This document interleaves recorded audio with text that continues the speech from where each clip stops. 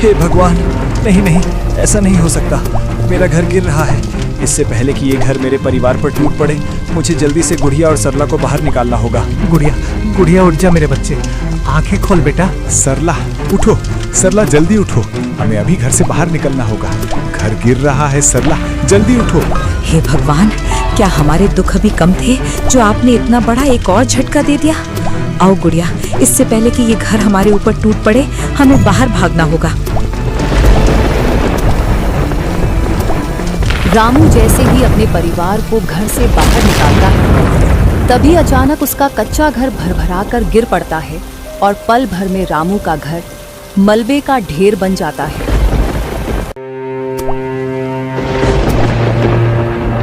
Mummy, पापा, मुझे बहुत जोरों की भूख लग रही है। पेट के अंदर बहुत तेज दर्द हो रहा है। पापा, मुझे दर्द सहा नहीं जा रहा। पापा, पापा कुछ खाने को दे दो पापा। मेरी प्यारी गुड़िया, ये छोटा सा पत्थर मैं तेरे पेट पर बांध देता हूँ। ये तेरी भूख तो नहीं मिटा पाएगा, लेकिन इसके सहारे तुझे भूख के दर्द से थोड़ी राहत जरूर मिलेगी। भूख की बेबसी ने रामू को इतना झुका दिया कि वह अपनी नन्ही सी गुड़िया के पेट पर पत्थर बांधने चल पड़ा। रामू अपनी गुड़िया के पेट पर पत्थर बांधने के बाद फूट फूट कर रोने लगता है। हे भगवान, घर में चूल्हा जलाने तक के पैसे नहीं हैं और ऊपर से ये मूसलाधार बारिश। इस टूटे फूटे घर में इस भयानक मौसम के बीच मैं अपने परिवार को कैसे संभाल पाऊंगा। हे भगवान, हम पर रहम करना। अजी, सुनते हो, बारिश शुरू हो गई है और इस बार की बारिश के साथ साथ तूफान आने के भी संकेत हैं। अपना घर चारों तरफ से टूटा हुआ है, बारिश की बूंदें अंदर तक आती हैं। कुछ कीजिए ना, नहीं तो इस बार की बारिश में हम बेघर हो जाएंगे। हाँ सरला, मैं कल सेठ जी से कुछ पैसे उधार लेकर घर की मरम्मत करवाने की कोशिश करता हूँ। कम से कम छत और दीवारें तो ठीक हो जाएं, ताकि बारिश और तूफान में हमारा घर टिक सके और हमारी गुड़िया को भूखा ना रहना पड़े। पापा, पापा, कल मुझे खाना मिलेगा? आप मुझे कल खाना खिलाओगे पापा? हाँ मेरी प्यारी गुड़िया, बस आज रात अपने पेट पर ये छोटा सा पत्थर रख ले।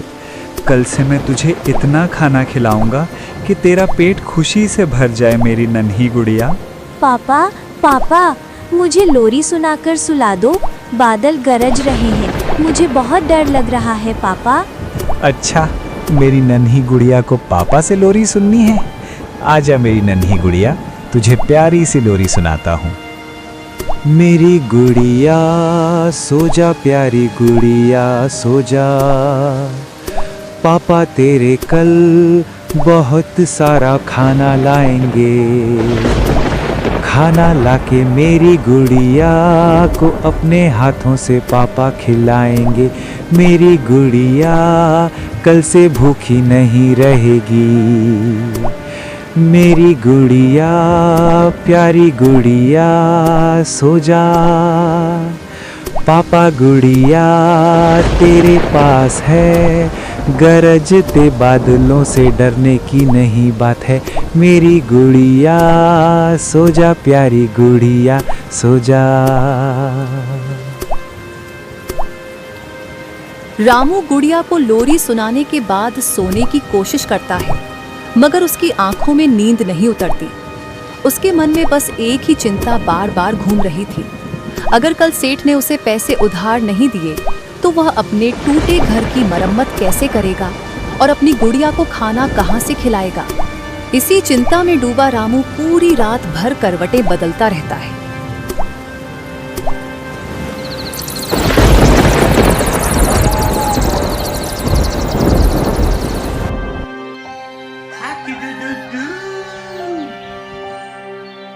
अच्छा भाग्यवान, अब मैं सेठ जी के यहाँ काम देखने जाता हूँ। शाम होने से पहले पहले अपने घर की छत भी ठीक करनी है। हाँ ठीक है गुड़िया के पापा, शाम को जरा जल्दी घर आ जाना। मैं भी पड़ोस से गोबर लाकर अपना घर अच्छे से लीप दूंगी। पापा, पापा, मेरे लिए जल्दी खाना ले आना, मुझे बहुत जोरों की भूख लग रही है। और पापा, मैं भी माँ के साथ गोबर से घर लीपने में मदद करूंगी। अरे रे रे, मेरी प्यारी गुड़िया तो इतनी बड़ी हो गई है, अब माँ की मदद भी करने लगी। मेरी नन्ही गुड़िया, बस थोड़ा सा सब्र कर ले। मैं यूं गया और यूं आया तेरे लिए खाना लेकर। इतना कहकर रामू चल पड़ता है। उसके मन में बस यही चिंता सताई जा रही थी कि अगर सेठ ने उसे काम पर नहीं रखा तो वह अपनी गुड़िया को खाना कहाँ से खिलाएगा। इसी चिंता में डूबा हुआ रामू काम मांगने सेठ जी के पास पहुंच जाता है। नमस्ते सेठ जी। अरे रामू, नमस्ते नमस्ते। जरा रुक, अभी निकालता हूँ तेरा अच्छा वाला नमस्ते।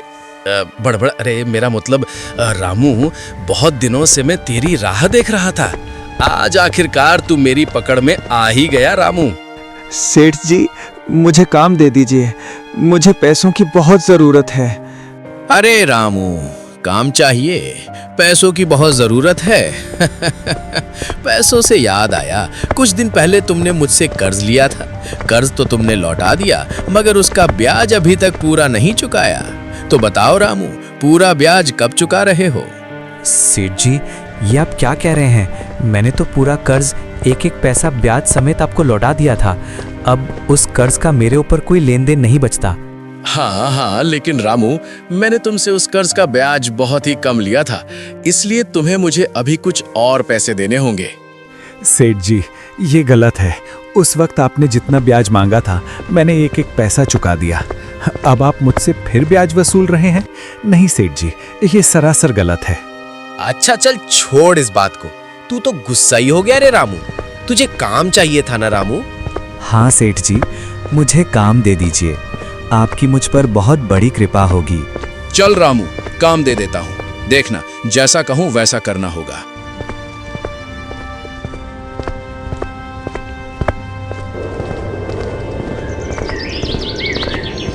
ये खेत देख रहा है ना रामू, इसी खेत में तुझे 3 गड्ढे करने हैं। शाम तक काम पूरा चाहिए। अब फावड़ा उठा और काम में लग जा। हाँ सेठ जी, काम थोड़ा मेहनत वाला है, लेकिन कोई बात नहीं, मैं कर दूंगा। इतना कहकर रामू काम पर लग जाता है।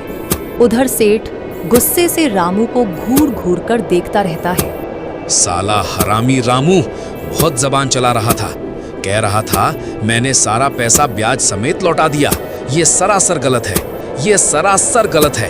अरे रामू, शाम को तुझे मैं काम का अच्छा वाला पैसा दूंगा। मेरा नाम यूं ही सेठ ढक्कन नहीं पड़ा है। जब घी सीधी उंगली से ना निकले तो ढक्कन खोलकर उंगली टेढ़ी करके निकालना मुझे अच्छे से आता है। सेठ तो पहले ही मन बना चुका था कि रामू से पूरा काम निकलवाने के बाद उसे एक पैसा भी नहीं देगा, और बेचारा रामू इस बात से बेखबर पूरी जान लगाकर काम करता रहता है। हे भगवान, तेरा लाख लाख शुक्र है कि मुझे काम मिल गया। अब शाम को मैं अपनी गुड़िया के लिए खाना ले जा सकूंगा। अब मेरी गुड़िया को पेट पर पत्थर बांधकर सोना नहीं पड़ेगा। हे भगवान, तेरा लाख लाख शुक्र है। बेचारे रामू को लग रहा था कि शाम को वह सेठ से पैसे लेकर अपनी गुड़िया के लिए खाना ले जा सकेगा, लेकिन उसको क्या ही मालूम था कि आगे उसके साथ कितना बुरा होने वाला है। रामू खुशी खुशी पहला गड्ढा खोदता है, फिर दूसरा गड्ढा खोदता है। रामू, बस अब एक ही गड्ढा रह गया है, फिर मैं अपने घर के लिए खाना लेकर जा सकूंगा। सरला ने भी अब तक गोबर से घर लीप दिया होगा। थोड़ी देर आराम कर लेता हूँ, फिर तीसरा गड्ढा खोदने में लग जाता हूँ। अरे रे, मैं तो ये भूल ही गया, शाम होने से पहले घर की छत भी ठीक करनी है। छोड़ो, आराम तो बाद में भी हो जाएगा, पहले ये काम निपटा लूँ, फिर अपने घर की छत भी ठीक करनी है। बेचारा रामू आराम भी नहीं कर पाता है। उसे अपने टूटे फूटे घर का ख्याल आ जाता है और उसे अपने घर की चिंता सताने लगती है। रामू बिना रुके फिर से काम में जुट जाता है। शाम होते होते मौसम भी बहुत खराब हो जाता है। चलो, आखिरकार काम निपट ही गया। अब सेठ ढक्कन जी से पैसे लेकर अपनी गुड़िया के लिए खाना ले लेता हूँ। मौसम भी बहुत बिगड़ गया है, बारिश शुरू होने से पहले मुझे जल्दी घर पहुँचना है। इतना कहकर रामू सेठ जी से काम के पैसे लेने चल पड़ता है।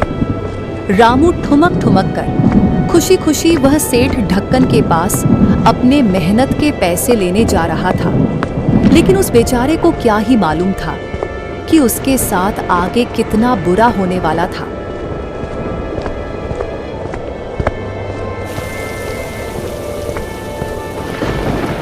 सेठ जी, मेरे मालिक, मैंने आपका काम कर दिया है। आपने जैसा बताया था मैंने बिल्कुल वैसा ही गड्ढा खोद दिया है। पूरे 3 के तीनों गड्ढे खोदे हैं। सेठ जी, अब मेरी मजदूरी के पैसे दे दीजिए। मेरी गुड़िया घर पर मेरी राह देख रही होगी। अबे ओ, किस पैसे की बात कर रहा है? 1 पैसा नहीं दूंगा। तेरी सारी मजदूरी मैंने बकाया ब्याज में समेट ली है। सेठ जी, मैंने आपके पहले वाले कर्ज का पूरा ब्याज लौटा दिया था। अब आप फिर से मुझसे ब्याज के पैसे वसूल रहे हैं। नहीं सेठ जी, ये बहुत गलत है। सेठ जी, मेरी मजदूरी के पैसे दे दीजिए।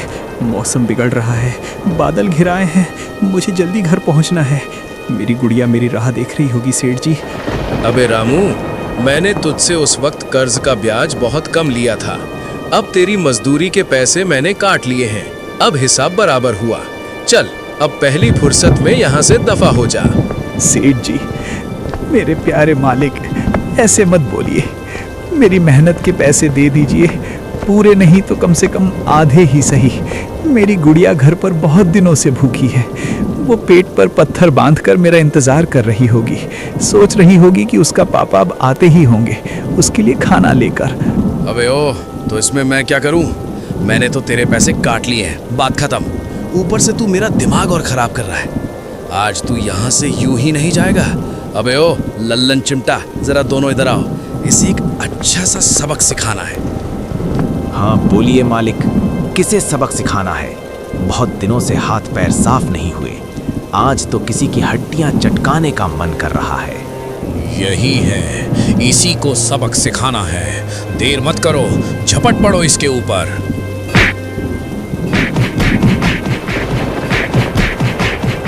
बेचारा रामू गिड़गिड़ाकर कितनी ही मिन्नतें करता रहा, लेकिन सेठ का दिल जरा भी नहीं पसीजा।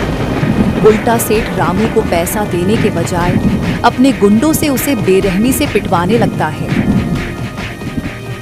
बेचारा रामू वहां से जैसे तैसे जान बचाकर निकल तो आता है, लेकिन इस संघर्ष में वह अपना एक हाथ भी खो बैठता है।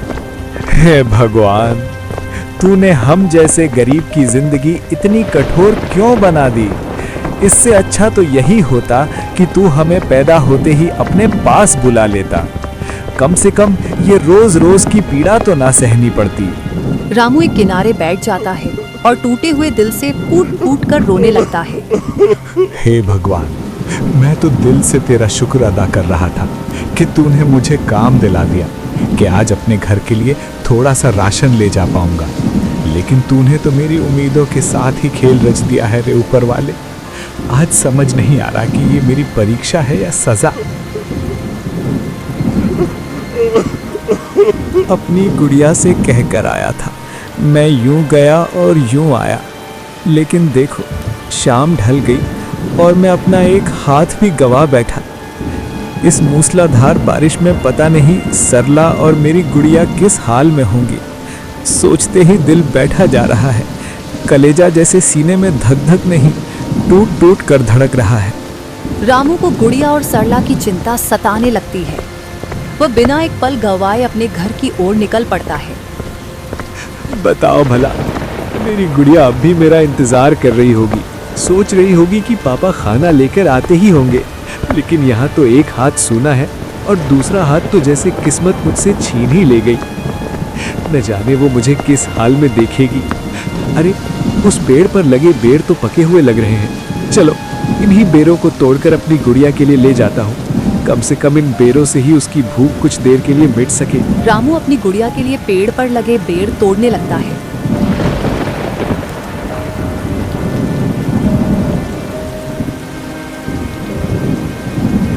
ये बेर तो बड़े स्वादिष्ट लग रहे हैं। शायद इन बेरों से मेरी गुड़िया की भूख कुछ तो मिट जाएगी। रामू पेड़ से बेर तोड़कर जल्दी जल्दी अपने घर की ओर चल पड़ता है।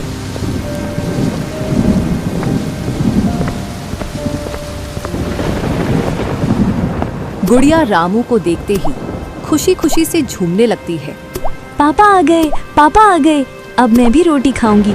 अब मेरा पेट भर जाएगा। देखो माँ, पापा आ गए, पापा आ गए। रामू बेचारा सिसकता हुआ कहता है, मेरी गुड़िया, देख मैं तेरे लिए कितने स्वादिष्ट मीठे मीठे बेर लाया हूँ। आज इन्हीं बेरों को खा ले मेरी बच्ची, यही आज तेरी रोटी है। माफ कर दे अपने बदकिस्मत किस्मत वाले पापा को, आज तुझे पेट भर खाना नहीं दे पाया। पापा, पापा आपका हाथ कट गया है क्या?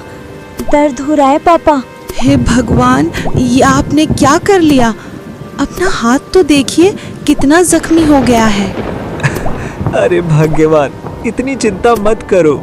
काम करते वक्त बस थोड़ी सी चोट लग गई है, कुछ दिनों में ठीक हो जाएगी। बस एक ही बात मन में खटक रही है, आज घर की मरम्मत नहीं कर पाया भाग्यवान।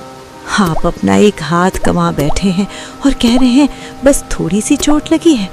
इधर आइए, मैं आपके जख्म पर पट्टी बांध देती हूँ। रामू के पट्टी बांधने के बाद सरला फूट फूट कर रोने लगती है। अरे सरला, चिंता मत करो, भगवान के घर देर है अंधेर नहीं, सब ठीक हो जाएगा। ये लो, तुम भी थोड़े बेर खा लो, पेट में कुछ जाएगा तो थोड़ा सुकून मिलेगा। और ये ले मेरी प्यारी गुड़िया, तू भी ये बेर खा ले।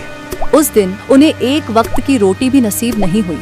हालात इतने बुरे थे कि उन्हें बेर खाकर ही अपनी भूख मिटानी पड़ी। उस रात वे लोग बेर खाकर ही सो जाते हैं। बारिश ऐसी हो रही थी मानो आसमान फट पड़ा हो।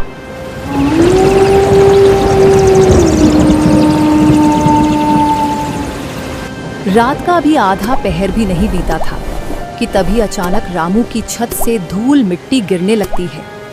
मिट्टी गिरने की हल्की सी खुसफुसाहट सुनकर रामू चौंक कर जाग जाता है। हे भगवान, नहीं नहीं, ऐसा नहीं हो सकता, मेरा घर गिर रहा है। इससे पहले कि ये घर मेरे परिवार पर टूट पड़े, मुझे जल्दी से गुड़िया और सरला को बाहर निकालना होगा। गुड़िया, गुड़िया उठ जा मेरे बच्चे, आंखें खोल बेटा। सरला उठो, सरला जल्दी उठो, हमें अभी घर से बाहर निकलना होगा, घर गिर रहा है। सरला जल्दी उठो। हे भगवान, क्या हमारे दुख अभी कम थे जो आपने इतना बड़ा एक और झटका दे दिया? आओ गुड़िया, इससे पहले कि ये घर हमारे ऊपर टूट पड़े, हमें बाहर भागना होगा। रामू जैसे ही अपने परिवार को घर से बाहर निकालता है, तभी अचानक उसका कच्चा घर भरभराकर गिर पड़ता है और पल भर में रामू का घर मलबे का ढेर बन जाता है। हे भगवान, क्या आपको हमारे दुख अभी भी कम लग रहे थे, जो अब आपने हमारा घर भी छीन लिया? नहीं सरला, ऐसा मत बोलो। भगवान के घर देर है अंधेर नहीं। मुझे पूरा यकीन है एक दिन वो हमारी सारी तकलीफें दूर कर देगा। हमें तो ऊपर वाले का शुक्र अदा करना चाहिए कि हमारी गुड़िया सही सलामत है। पापा, हमारा घर टूट गया है। पापा, अब हम कहाँ जाएंगे? मुझे बहुत ठंड लग रही है, मेरे सारे कपड़े भीग गए हैं। हाँ गुड़िया के पापा, अब हम न घर के रहे न घाट के। इतनी गरीबी में बताओ हम कहाँ से फिर से घर बना पाएंगे? भाग्यवान, आज रात कोई हमें बस थोड़ी सी सिर छुपाने की जगह दे दे, वही हमारे लिए बहुत होगा। चलो किसी के यहाँ पनाह मांगते हैं।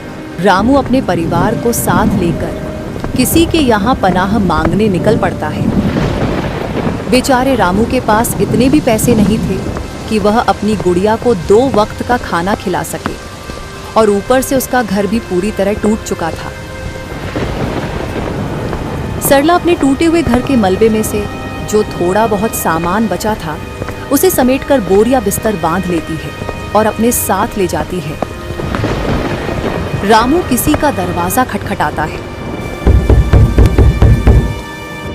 इस मूसलाधार बारिश में आखिर कौन दरवाजा खटखटा रहा है? अजी, दरवाजा मत खोलना, आजकल चोर डाकू बहुत घूम रहे हैं, पता नहीं बाहर कौन होगा। अरे भाग्यवान, क्या मैं किसी चोर डाकू से कम लग रहा हूँ? अभी देखता हूँ बाहर कौन है।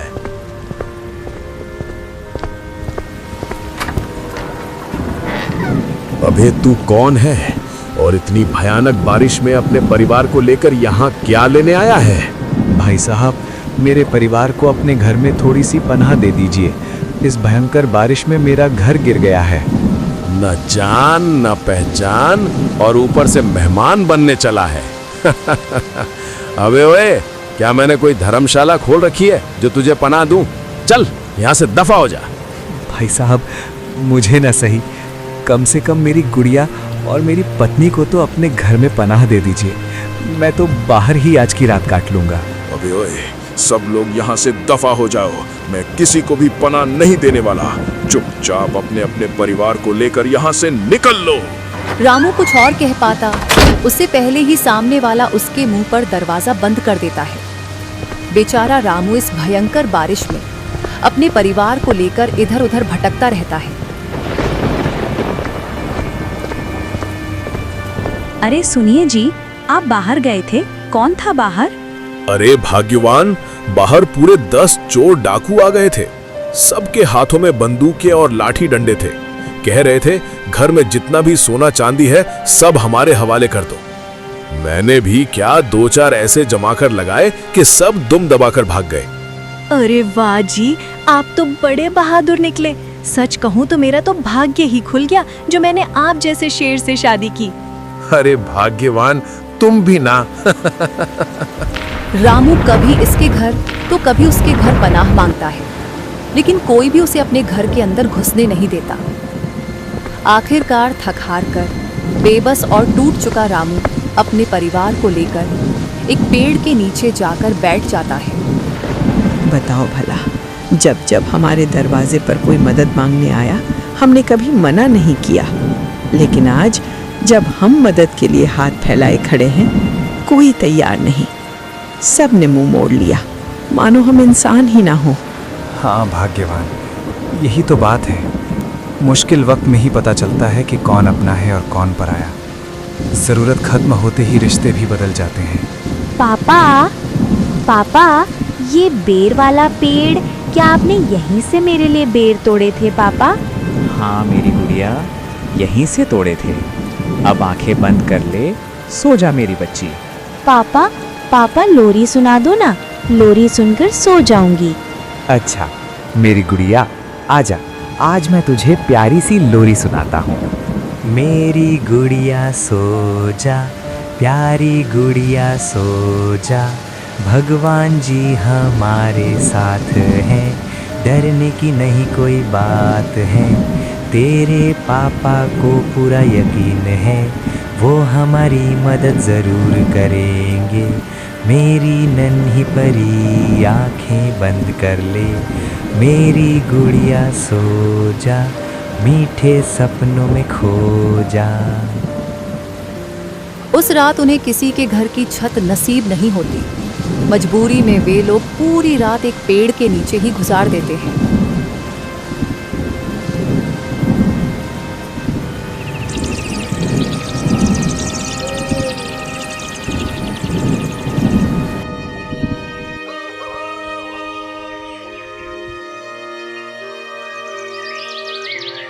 पापा, पापा सुबह हो गई, क्या हम घर नहीं जाएंगे?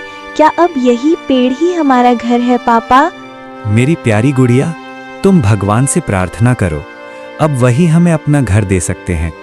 कहते हैं भगवान मासूम बच्चों की दुआ जल्दी सुनते हैं। गुड़िया अपनी नन्ही सी हथेलियां जोड़कर भोले भाले मन से भगवान जी से प्रार्थना करने लगती है।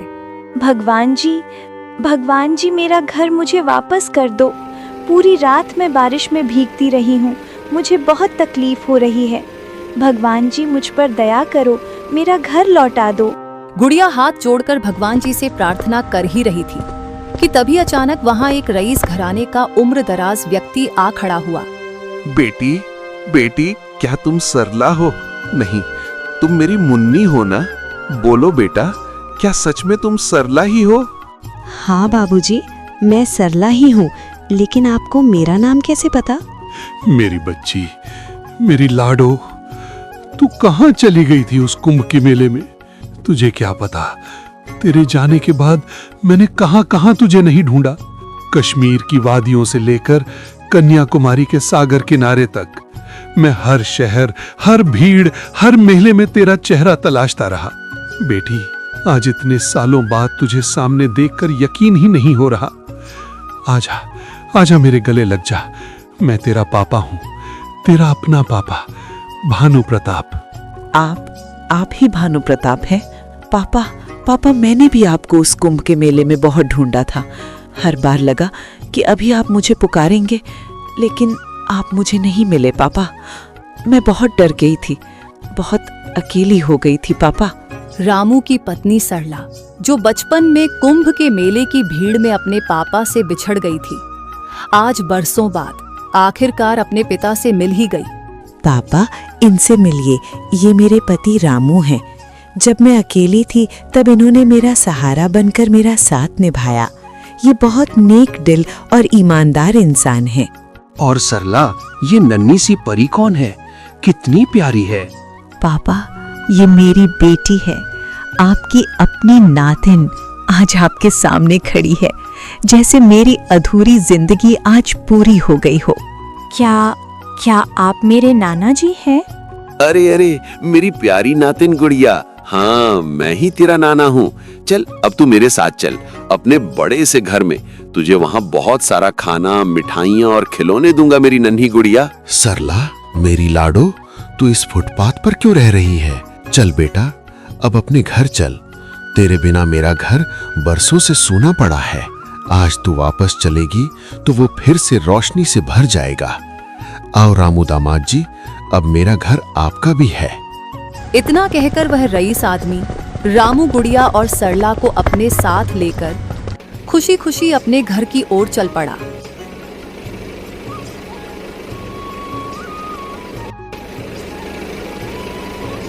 जैसे ही वे घर पहुंचे, उस रईस आदमी ने बिना देर किए अपने नौकरों को तुरंत एक डॉक्टर बुलाने का आदेश दिया। दामाद जी, बस डॉक्टर आता ही होगा, वो आपके जख्मी हाथ का इलाज कर देगा। भानु प्रताप जी, आपने मुझे याद किया। डॉक्टर साहब, ये मेरे दामाद जी हैं, कृपया इनके हाथ का पूरा इलाज कीजिए। पैसों की बिल्कुल चिंता मत कीजिए, बस मेरा दामाद पहले जैसा ठीक हो जाए। जी भानु प्रताप जी, आप बिल्कुल चिंता मत कीजिए, हम पूरी कोशिश करेंगे, आपका दामाद बिल्कुल ठीक हो जाएगा। डॉक्टर पूरी लगन से रामू का इलाज करता है। कुछ समय बाद मेहनत रंग लाती है और रामू का हाथ फिर से पहले जैसा ठीक हो जाता है। दामाद जी, अब आप सिर्फ मेरे दामाद नहीं, मेरे बेटे जैसे हैं। मैं चाहता हूं कि आप मेरे साथ मिलकर मेरा कारोबार संभालें। क्या आप मेरी फैक्ट्री की जिम्मेदारी उठाएंगे? हाँ ससुर जी, ये तो मेरा सौभाग्य होगा। बचपन से ही मेरा सपना था कि मैं किसी बड़ी कंपनी का हिस्सा बनूं और मेहनत से अपना नाम बनाऊं। ठीक है दामाद जी, मेरा नौकर आज आपको फैक्ट्री का एक चक्कर लगवा देगा। जब आपका हाथ पूरी तरह से ठीक हो जाएगा, उसके बाद आपको ही फैक्ट्री की जिम्मेदारी संभालनी होगी। जी सेठ जी, अरे मेरा मतलब, हाँ ससुर जी, जैसा आप कहें। अरे ओ लखन, सुनो, दामाद जी को पूरी फैक्ट्री का अच्छी तरह दौरा करा दो और ध्यान रहे, अगर दामाद जी को किसी भी चीज की जरूरत हो तो वो तुरंत उनके सामने हाजिर हो जानी चाहिए। जी मालिक, समझ गया। चलिए दामाद जी, मैं आपको फैक्ट्री दिखाता हूँ। रामू फैक्ट्री का दौरा करने निकल पड़ता है और इधर भानु प्रताप अपनी बेटी और नवासी के साथ बैठकर बरसों की पुरानी यादों को ताजा करने लगते हैं। पापा, आप भी ना।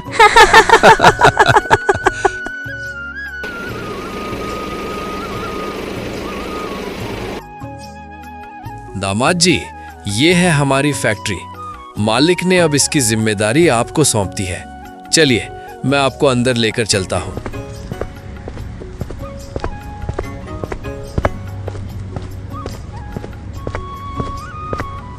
अरे लखन, ये सेठ ढक्कन यहाँ क्या कर रहा है? दामाद जी, ये सेठ ढक्कन हमारी ही फैक्ट्री में काम करता है। ये यहाँ का मुनीम है। ओह, अच्छा लखन, तो ये बात है। इस सेठ ढक्कन से तो मेरा बहुत पुराना हिसाब किताब चुकता करना है। दामाद जी, अब आप ही इस फैक्ट्री के कर्ता धर्ता हैं। यदि आप आदेश दें तो सेठ ढक्कन को तुरंत बाहर का रास्ता दिखाया जा सकता है। नहीं लखन, इसे निकालना तो बहुत आसान है, लेकिन अब मैं हर रोज इस सेठ ढक्कन का असली ढक्कन खोलूंगा। धीरे धीरे इसका सारा घमंड निकालूंगा। साला, हरामी रामू मेरे पापा का घमंड निकालेगा, मेरे ढक्कन लाल पापा का घमंड तोड़ेगा। अरे रामू, आज जितनी शहंशाहों वाली जिंदगी जीनी है जी ले। अगर आज रात तेरे परिवार के खाने में जहर डालकर तेरे पूरे खानदान को न निपटा दिया तो मेरा बाप का नाम भी सेठ ढक्कन लाल नहीं। रामू और लखन का भाग 2 मिस न हो जाए, इसलिए अब भी नमस्ते टून्स चैनल को सब्सक्राइब कर लीजिए। जय हिंद, वंदे मातरम, जय जवान जय किसान।